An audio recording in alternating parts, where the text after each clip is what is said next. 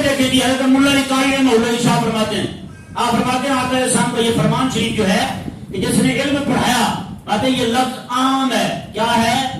عام ہے. کیسے عام ہے؟ فَإِنَّهُ يَشْمَلُ التَّعْرِيفَ وَوَقْفَ الْكُتُبَ وَوَقْفَ الْكُتُبِ. فرمایا کہ جو بھی بندہ کتابیں لکھے یہ بھی علم پڑھانے کے برابر ثواب ہے. کتاب لکھ دی، سبق پڑھایا، کسی کو پڑھا دیا، کتاب لکھ دی، بندہ پڑھے گا تو وہ بھی پڑھنا ہی ہے نا، وہ بھی پڑھانا ہی ہے. اور آگے فرمایا اگلی بات جس کی طرف ہماری قوم کبھی نہیں آئے گی، کبھی نہیں آئے گی ہماری قوم، وہ وقف الکتب. میں کتابیں لے کر علماء کو، مدرسے کے طلباء کو وقف کر دینا.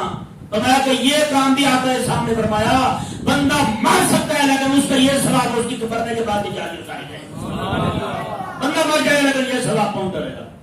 اب میں اور آپ ذرا غور کرتے ہیں ٹھنڈے دماغ کے ساتھ، کیا ہم میں سے کسی نے کبھی کوئی کتاب لے کر مارکیٹ سے اپنے مسجد کے امام کو جا کے دیے؟ مدرسے کے طالب علم کو جا کے دیے ہم نے؟ داتا صاحب کے عرص پہ دیگیں تو بڑی بنائی ہوں گی ہم نے، اپنے پیر کے عرص پہ دیگیں تو بڑی بنائی ہوں گی ہم نے، میلاد کے جلسے میں دیگیں تو بڑی بانٹی ہوں گی ہم نے.